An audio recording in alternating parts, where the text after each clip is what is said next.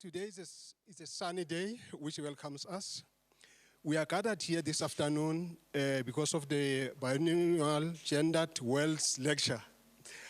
There is something that attracted most of us to be here. When I read the digest, I got the following words from the digest.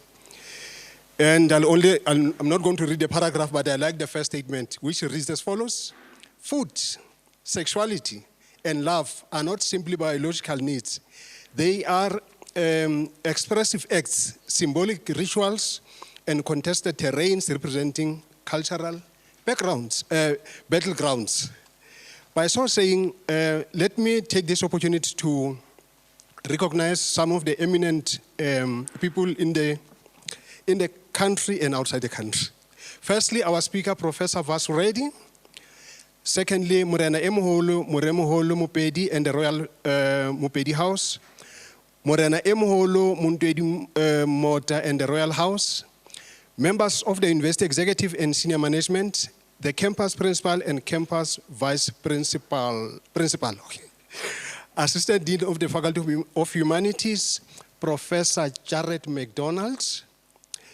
Assistant Deans present. Director of the Center for Gender and Africa Studies, Prof. Stephanie Kehut.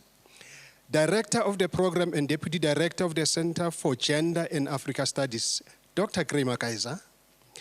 Program Director of the Program for Africa Studies, Dr. Moro Silishwile. Program Director of the Program for Gender Studies, Dr. Juliet Kamwendo.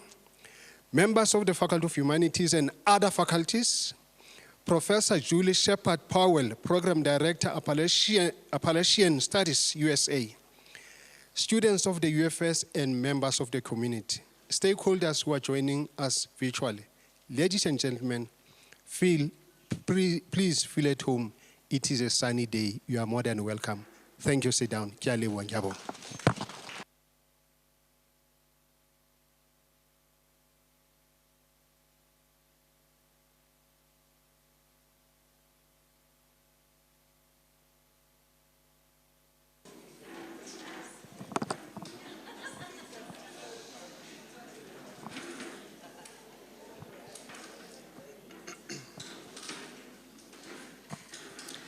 Good afternoon to our distinguished guests, colleagues, students, both undergraduate and postgraduate, and of course, our friends.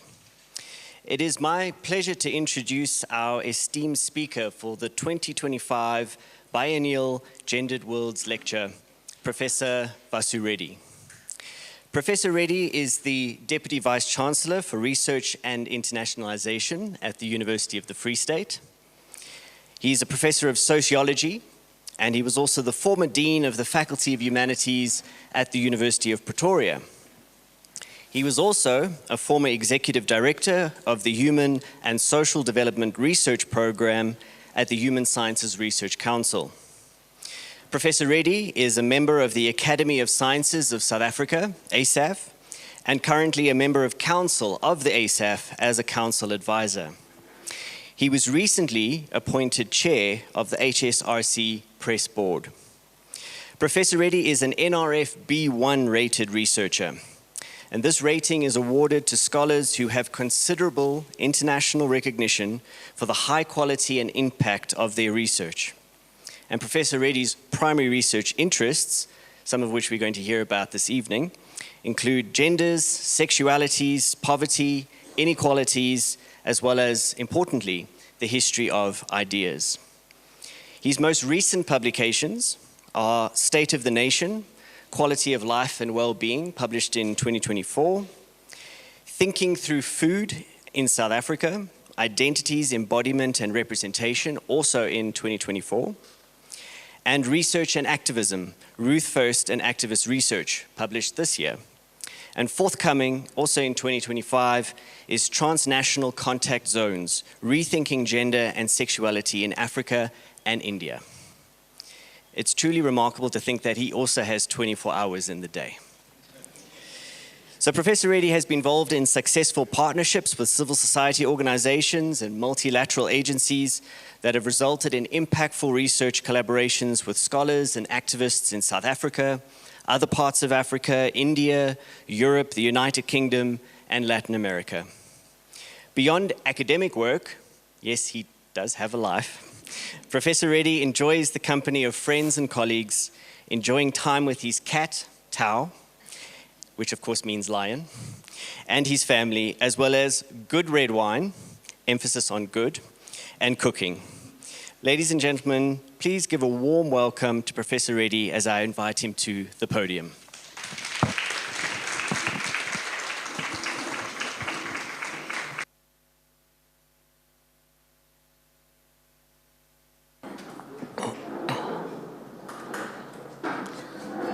Thank you very much, Prof. MacDonald. And I should start off by saying all protocol observed, recognizing our dignitaries. I'm really, really touched by your presence. It really means a lot to us. And of course, colleagues in the faculty. This lecture explores the entangled relationship between food, sexuality, and love as grammars of intimacy. You may say these are strange bedfellows. Perhaps they are. However, I believe these are domains that are not merely biological or emotional, but expressive, symbolic, and politically charged. The ideas I share this afternoon is both a personal reflection and a critical inquiry, inviting, I think, more questions than answers. I explore how food, sexuality, and love function as grammars of intimacy. In other words, how they encode cultural scripts, regulate bodies, and offer spaces and possibilities for resistance and transformation. I want to say that I'm not romanticizing some of the ideas that I present here today. I read them intellectually and politically, as I believe there is no singular narrative. I may not also succeed in resolving the queries I present, but I'm more focused on getting us to think together. More importantly, I want to alert you that some of the images that are aligned to the text that I'm presenting are equally contested. It is said that a picture paints 1,000 words, and that means that visual imagery can convey complex emotions, ideas, or narratives more powerfully and immediately than simply verbal descriptions. However, I do want to caution you about a delimitation. In fact, that the images are always open to interpretation, perhaps reinterpretation, because they lack, in academic terms, linguistic precision, and they may obscure context or nuance that words can clarify. So let me turn briefly about my title and say something about that. The idea of the tastes of intimacies in the title operates as a metaphor and a method. Taste here refers to the sensory experience of food, but to the affective, the ethical, and political textures of intimacy itself. They are shaped, no doubt, by the histories of colonialism, patriarchy, heteronormativity, but they're also spaces for reimagining relationality, care, and justice.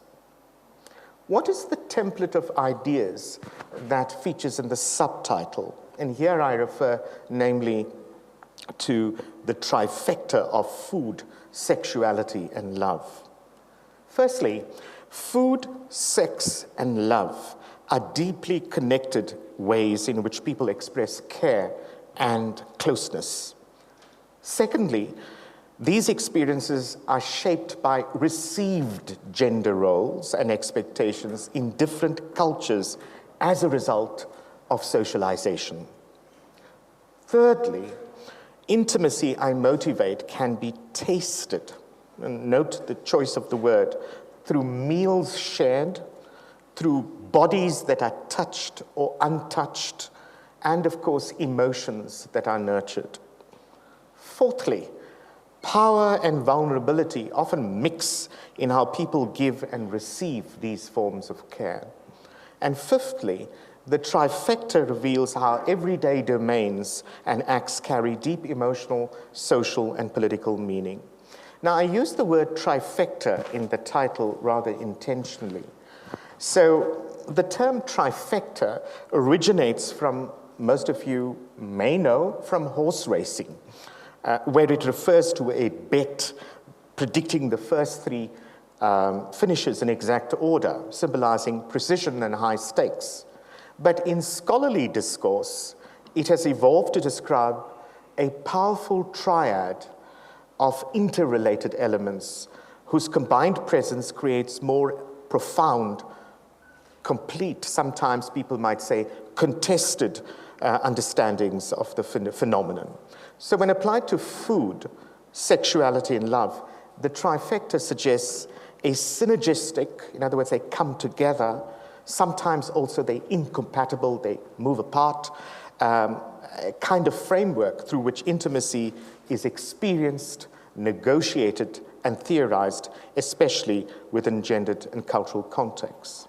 Of course, this lecture is part of the Gendered Worlds series. In Gendered Worlds, this trifecta implies that intimacy is not singular or linear, but complex and embodied, and shapes those domains that I'm talking about today: food, sexuality, and love, because they exist within social, cultural, and emotional frameworks. Intimacy evokes sometimes a sense of achievement, a sense of completeness, but it's also a tension. It's never fully realized. I suggest that it is potentially a process rather than an event. And intimacy is something that we all struggle for. It is not just pre-given. And in fact, some of the ideas are central in deep thinking around intimacy. We can't take the word for granted.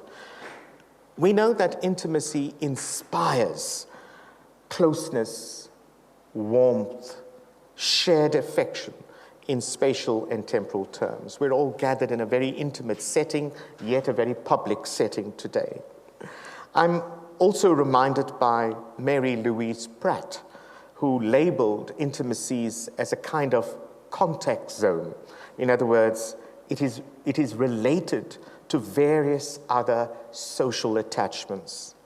I'm also thinking about Laura Ann Stoller, a very prominent scholar who has argued that intimacy is always a constant query and is usually also associated with affection, love, bodily closeness, proximity, and nearness.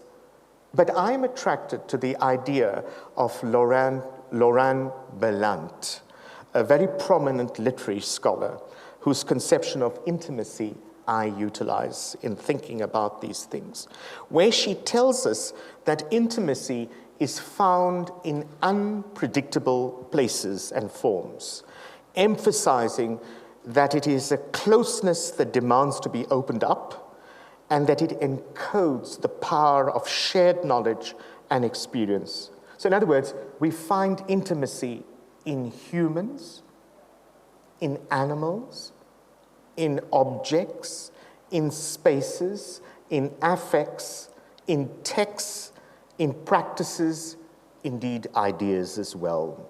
So that's a central understanding from which I draw. And what are the key issues in my argument for this paper? There are 4 points.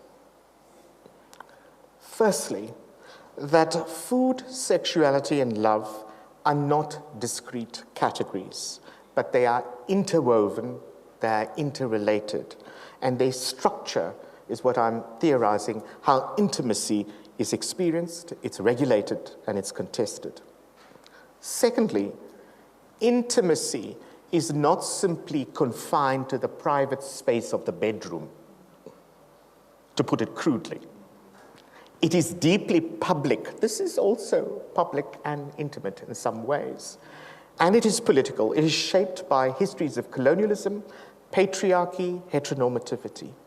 The third point in this presentation is what I refer to as embodied epistemologies and affective experiences. In other words, ideas such as taste, care, and desire are central to understanding how intimacy operates in our daily life. And fourthly, all of those things that we search for always come with some form of struggle and what I term resistance and liberation. And it's a point where I'm trying to emphasize in this, well, one can only scratch on the surface, through food, sexuality, and love. So the paper is really structured in 7 parts, and you might say, has he really got into and it's very short, little slippages. And so, as I said, the trifecta of food, sexuality, and love, for me, I'm using as a methodological and a conceptual entry point. And as I've said, the lecture illuminates ideas of gendered worlds, which is a series of lectures linked to CGAS. It's about how everyday acts, eating, desiring, loving, are shaped by gendered expectations, labor, and power. And so this lecture merely scratches on the surface, and I don't aim to resolve all the problems that I'm raising. So let me turn to part 1. It's all very brief, and I'll skip.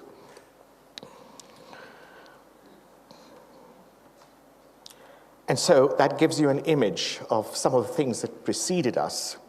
But let me turn to this, a personal image. And that's when I had hair. It is about positioning, where you're coming from. When I reflect on the relationship of food, sexuality, and love, I'm approaching all of these domains not as abstract, but as lived, embodied, and experiences that come with emotions. My engagement with these themes refer to my history, where I come from, personal, professional, political. While I was breastfed by my mother, my daily nourishment was provided by my maternal grandmother. That's the one on the screen. My mother worked at a clothing factory to supplement my father's meager income. He worked, they're both alive, he worked at the Sugar Association as a laboratory technician. He knows what people in chemistry talk about, all these compounds and all of that, through his head, but never went to beyond matric. I think he had a standard 6. The grandmother that you see on the screen was born in 1917, and she passed on in 2011, just 1 month before she turned 95. My grandmother was a formidable presence in my life. She was a domestic worker. She had no schooling, she could not read nor write, and developed a reasonable understanding of English. Of course, I come from Natal. She worked in the colonial context. She learned English, washing, ironing, cooking, all of those sort of things. She was a strong woman. She believed in the authority of men and dominance. However, she wielded great power, my grandmother, and she challenged my grandfather and my father in ways that enabled me to make sense of things as I grew up. The point I'm making is she was my mentor and my first feminist teacher. So I speak as someone whose earliest lessons in care, discipline, and feminist ethics were imparted not in the academia, in the university, but in the kitchen of my grandmother. A domestic worker, as I said, who grew up in colonial Natal, and one of the last actually, group or generation of working class, as we say ethnically, Indian women who worked as domestics. There were many of them. Her cooking was not only nourishment, but it was pedagogy and it was learning. The scholarly literature tells us that recipes that we all see sometimes very often in a cookbook, they are often told that recipes are coming from mothers and grandmothers to their children. And what we know about cookbooks today is frankly also contingent on language. I learned much from my grandmother through oral storytelling. And many of you in the room will understand of how the older generation told you things. And I'm reminded academically of Arjun Appadurai, a very prominent anthropologist, he can go into different fields, who says cookbooks tell cultural tales because they reflect the shifts in the boundaries of edibility, the proprieties of the culinary process, the logic of meals, and the structure of domestic ideologies. So if I return to my grandmother, who I called Ava in Telugu, I have a South Indian heritage, which Ava, A-V-A, basically means grandmother with respect, like Ugogo, in isiZulu. My grandmother's authority, shaped by patriarchy, was also very subversive. In other words, she challenged. In other words, despite her authoritarian demeanor, she used food, love, and care as quite tools of resistance in nurturing ways that challenged rigid power structures. Her authority, may have masked deeper rebellion, where acts of tenderness subtly undermined traditional notions of control. So these early experiences of what I would talk about as intimacy were not just simply confined to the private sphere of the house. They were deeply political. They shaped my being, and also the knowledge factory that I'm thinking about in reflection today. I move to the second part. When we think about food as intimacy through memory, power, and performance, I have argued in other writings that food is more, the scientists in the room will say, more than just simply a micronutrient and a metaphor. It is also an object of culture and performance. For me, food is not just sustenance. It is a language of memory, identity, and power. Food is, in fact, what I would term a mode of inquiry and practice. It straddles the intimate and the social. And so my grandmother's kitchen was a site of gendered and feminist pedagogy and learning of care long before I encountered it in theory and in the academia. She taught me to cook not through instruction, but through observation, repetition, and storytelling. And while I recognize all of that, we must never deny that thinking about food and its preparation is very gendered. It's gendered labor. It's a performative function. Women's role in cooking and feeding is well documented in our cultures. And even in our own country, South Africa, food is also deeply caught up with the site of racial and class divisions. The apartheid regime structured food also along racial lines. I mean, today we hear about gourmet township cuisine, right? Uchakalaka umkosho. They are commodified as examples for elite consumption, but they often erase the histories of struggles and survival that they represented. And that, I think, is important.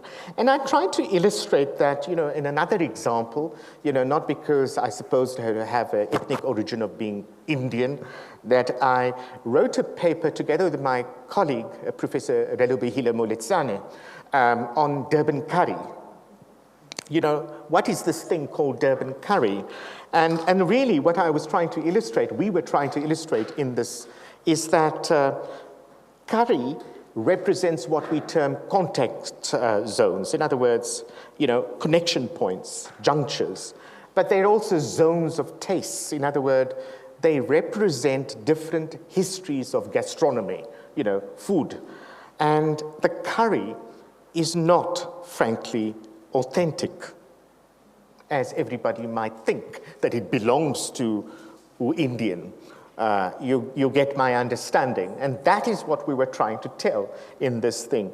And in fact, we wrote about this in Gender Questions, really to explain how food, like intimacy, is layered, it is mobile. In other words, it travels. And curry is not a fixed dish. It is a symbol of migration, colonialism, gendered labor, and cultural adaptation. Durban curry these are cookbooks, interestingly, that we analyzed, and we said that Durban curry really doesn't belong to Durban or the notion of curry. Curry has different reflections across different cultures, right? There is nothing, frankly, authentic about curry. I mean, look at that, Cape, curry, and kusisters.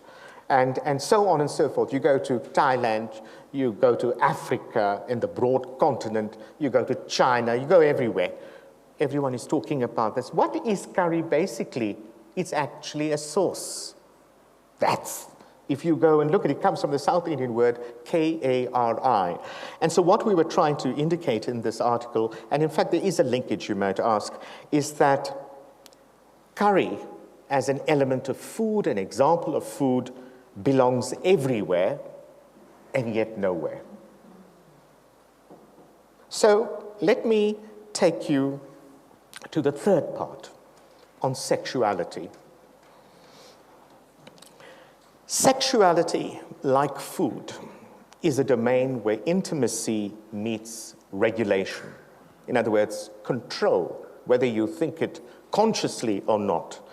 It is shaped by cultural scripts that dictate who is allowed to desire, how is desire expressed, which bodies are deemed desirable, and sometimes seen as a spectacle, as in the example illustrated here, which has been widely written about. And for me, sexuality is not just simply personal, as I've been saying.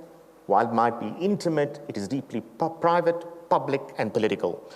And black and brown bodies have been often hypersexualized or desexualized in colonial discourses. I've written about this in different ways when we think about how abject bodies are often moving from what we term social silence to social science, and how they get refigured in different ways to give new meanings. I mean, just building on that image in sexuality, I mean, this is really interesting. A commentator, Dalia Gabriel, wrote in Decolonizing Desire, The Politics of Love. She said that embedded within the discourses of love, of desirability, emotional labor, support, and commitment are codes of social values assigned to certain bodies. In other words, who is worthy of love's work? And in this particular image, also paradigms of the desiring gaze. In other words, how you look and what you're looking for. Bodies that are viewed through a voyeuristic eye.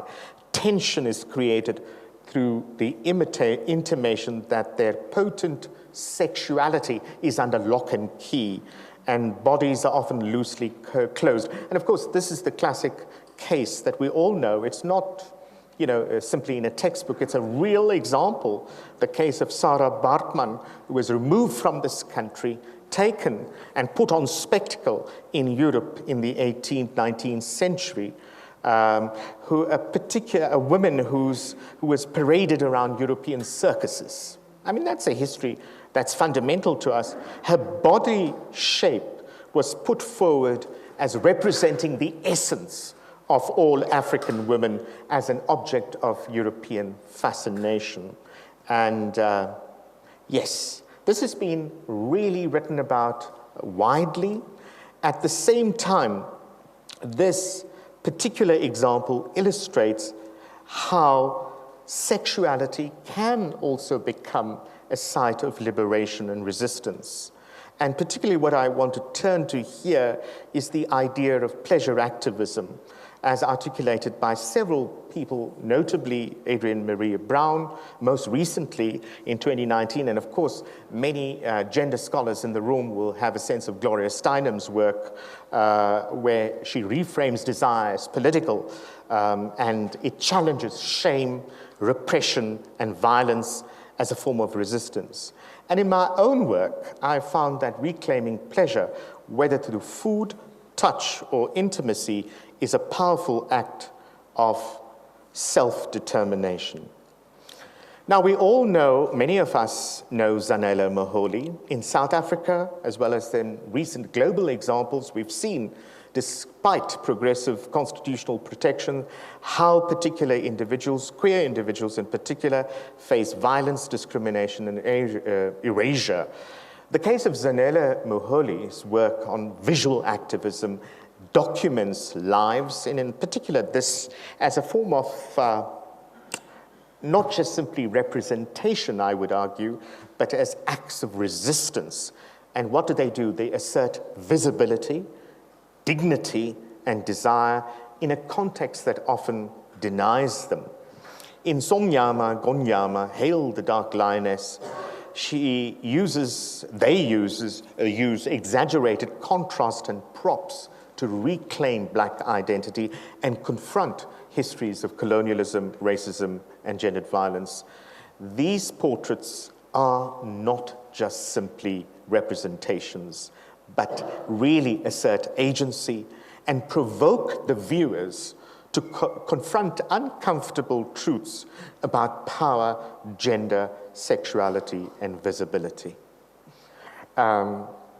which I think is important as another component of my thinking through these ideas. Let me turn to the fourth section briefly, where I want to talk a little bit about love. Even though I might not resolve, we all know what love might be, but we can't hold it in our hands. We can feel it, experience it, and describe it in some ways.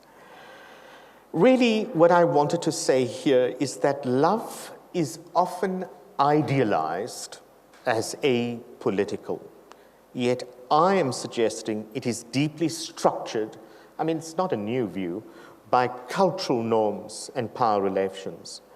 My reflections on love are shaped by both personal and theoretical engagement. I have come to see love not simply as a private emotion, but as a public and relational ethic. In other words, a way of being with others that is shaped by care, mutuality, and justice. Sara Ahmed, a prominent scholar in the field of gender, describes love as a sticky emotion. In other words, it adheres to certain bodies, relationships, and norms. And if one applies Sara Ahmed's idea of love as a sticky emotion to the trifecta of food, love, and sexuality, it reveals how these experiences are often emotionally charged and socially entangled. Love sticks to food and sexuality through rituals of care, desire, and memory, shaping how bodies are nourished, how they are touched, and how they are recognized. This is an interesting image. In many LGBTQ+ communities, especially among those estranged from biological families, shared meals become acts of love, survival, and resistance. Note the image. It's not around a table. These are refugees out of their countries because they were banished. And the gatherings give, as I said, a picture paints 1,000 words in the way we interpret in terms of its layered idea of how we embrace and affirm identity and also deal with exclusion and create identity and belonging. And in fact, the idea around what I described in the abstract about this lecture being shaped around the affective turn is fundamentally about how emotions are not just simply personal, but political, shaping who is belonging, who is fed and who is desired. And I can expand on that, but in interest of time, I'm going to abbreviate. In my own life, I have experienced love as both a site of vulnerability, oppression, and a source of strength. In other words, love is what I'm describing to be about struggle. It seems like, oh, yes, he's suffering all the time. Actually, not. That's not the point I'm making. It is struggle. It's not easy. It is about negotiation, and it is about meaning-making, where care, design, identity intersect in complex ways. I say that it is messy. It is unpredictable. And the affective dimensions of love, I find, have the most potential for transformation. Which brings me to that particular aspect, the affective dimension in the trifecta of love.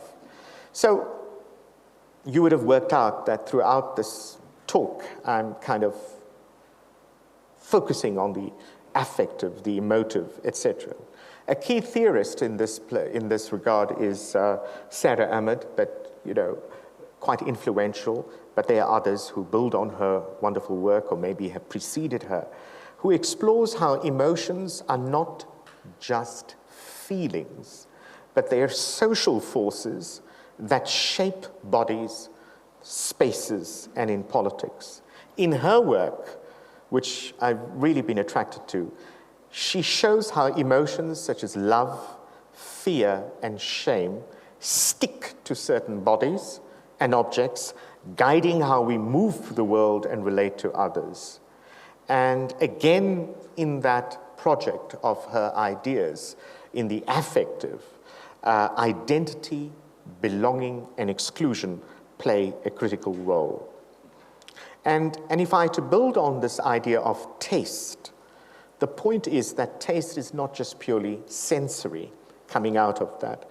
The pleasure of eating a familiar dish, the shame of eating too much, or the joy of sharing a meal with loved ones are all affective experiences that are shaped by social context. And similarly, sexual pleasure, no matter how you will define it for yourself as individuals or collectively, is mediated. In other words, it is shaped, it is engaged by cultural scripts and bodily histories. And that's the point that I think is what I wanted to emphasize in the idea of the affective and the bodily, that the body, Professor Zondi, is a site of knowing. Food, I am saying, is not material. In other words, it's not just physical. It is epistemological. It is about knowing.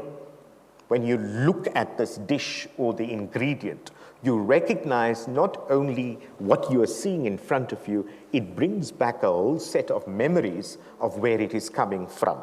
So cooking and eating and feeding are ways of knowing the world, of relating to others, and of making meaning. Very importantly, this perspective, I believe, through my work and reading and understanding, aligns very well with Black feminist thought, which emphasizes really powerfully the body as a site of knowledge, resistance, and care. And I mean, we see that if you look at this image, you get a sense of how the public and the private also speak to the kind of issues that I'm raising, which is my sixth component. It's the penultimate component of the lecture, where the public and private are not, and I'm extrapolating my argument here, often separate domains, but they're very closely entangled. We tend to think the private realm is often associated with intimacy, domestic life, and personal relationships, but the public involves visibility, politics, and collective norms. We have seen in our own lives through lived experience, and scholars Many scholars, in fact, notably Hannah Arendt and Laurent Berlant, show in their work that these realms are not mutually exclusive. They are deeply entangled. And this has implications for thinking about the trifecta of food, sexuality, and love. And if one looks at this image, I mean, it'll give you a whole range of ideas that will crop up in your mind. That intimacy is not apolitical and private. It tells you stories beyond race, beyond culture, about sexuality, identity, struggles, etc. So bodies are not private. They're regulated, consumed, and reclaimed in spaces, and they have particular meanings. And I mean, we have seen that in our own country, the regulation of bodies. This is a country that has been born out of deep struggles with a wonderful constitution. But despite that, realities of people's lives, whether it's women who work in sex work, and we should be not judging them, reproductive rights, etc., are really disproportionately experienced in terms of the law, in the way they are framed, etc. But the point I'm making here is that not all intimacy is simply political. Some may argue that enjoying a meal, falling in love, or feeding a child does not always reflect power dynamics. It is simply about just enjoying the moment in a situated context. That's why they say the personal is political, which comes out of second wave feminism, which really says that it challenged that divide between the private and the public. And that's the key point that I wanted to emphasize around that. And if I come to my final component, which is about resistance and liberation, which is central to the power of struggle and thinking about food, sexuality, and love, I claim that they are also sites of resistance and liberation. Resistance in relation to intimacy refers to the ways individuals and communities challenge dominant norms around love, sexuality, and care in the way they reclaim agency over their bodies and their relationships. It might be very, simplistic in the way I'm putting it, but there is an extended argument. Liberation involves creating spaces and practices where intimacy can be expressed freely, outside of oppressive structures, etc. And we've seen this in the work of activist scholars, notably Bell Hooks and Audre Lorde, who show us that intimacy can be a radical act when it fosters healing, connection, and self-definition in the face of systemic control. And love also can be revolutionary in the way queer practices and kinship modes disrupt normative models of romance and kinship. In fact, they offer alternative ways of relating that prioritize mutuality, consent, and solidarity.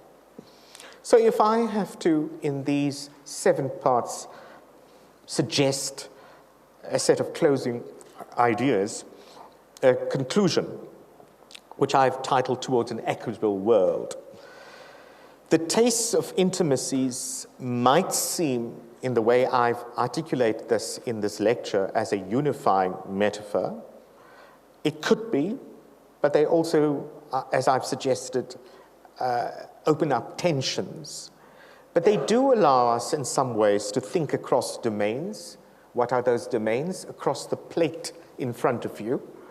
The bed, if it concerns sex and sexuality, and the heart, right? And you ask, what does intimacy taste like? Who gets to taste it? And how is that taste shaped by gender, power, and history? So, in reflecting on this, I return to the idea that for me, they are political, they're about ways of being and ways of knowing. But they are also spaces for resistance and care and transformation. To build an equitable world, which is what we all want to achieve, we have to think or rethink normative assumptions about intimacy.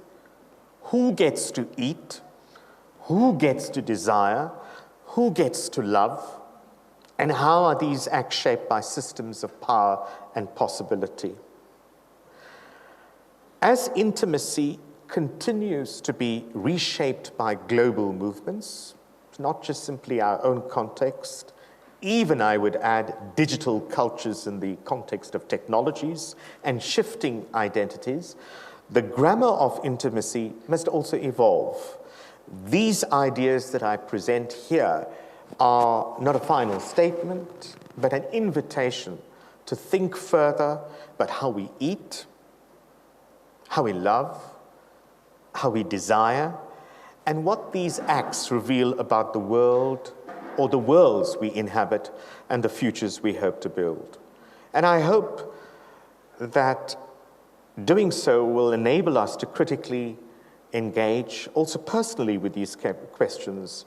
We can begin to, in some ways, reimagine intimacy, not simply as a private refuge, but as a public, relational, and a transformative practice. And with that, I thank you. Kia liboha, siyabonga, baie dankie.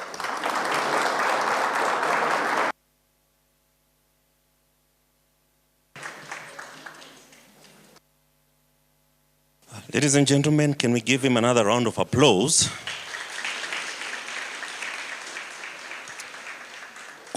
Good evening, everyone. On behalf of the University of the Free State, your university, Professor Vasu, the Center for Gender and Africa Studies, I would like to express our sincere gratitude to Professor Vasu for their insightful lecture on tests of intimacies. The 7 points he raised were quite valuable to shaping our thinking around intimacy, love, food, and sexuality. We also appreciate the efforts of the organizing committee. I'm just going to mention a few people. Roysto, live streaming services. I'm sure I'm live on YouTube somewhere. Leonard Metano for the design and layout for the biennial advert. TNJ Sound, is it TNJ Sound? They're here. Ted Gourmet, you will eat, ladies and gentlemen. They are the ones who cater for you. Leripa, General Trading for the deco. SIGAS staff members, thank you so much to the colleagues in SIGAS for your presence and for the organizing. Our marketing and communications, Precious, thank you so much. Facilities department, Tate Dimo and his team. Our occupational health and safety, protection services. If anyone has a headache, we have an ambulance outside. We also want to thank them as well. Barena, thank you so much. Where is Rose? Rose, yep, please come. So as part of our thank you processes, we would like to give gifts and as a sign of appreciation, we'll start with Barena. Morena Emuholo Montwedi Mota. If there is a representative from there, please come and accept the gift.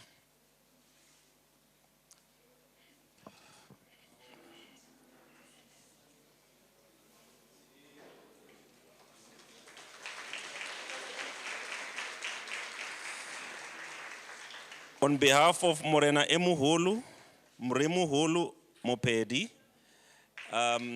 please come.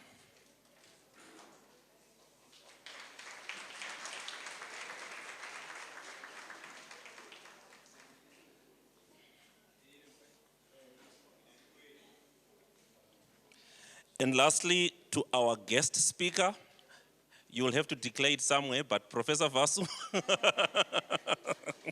please come.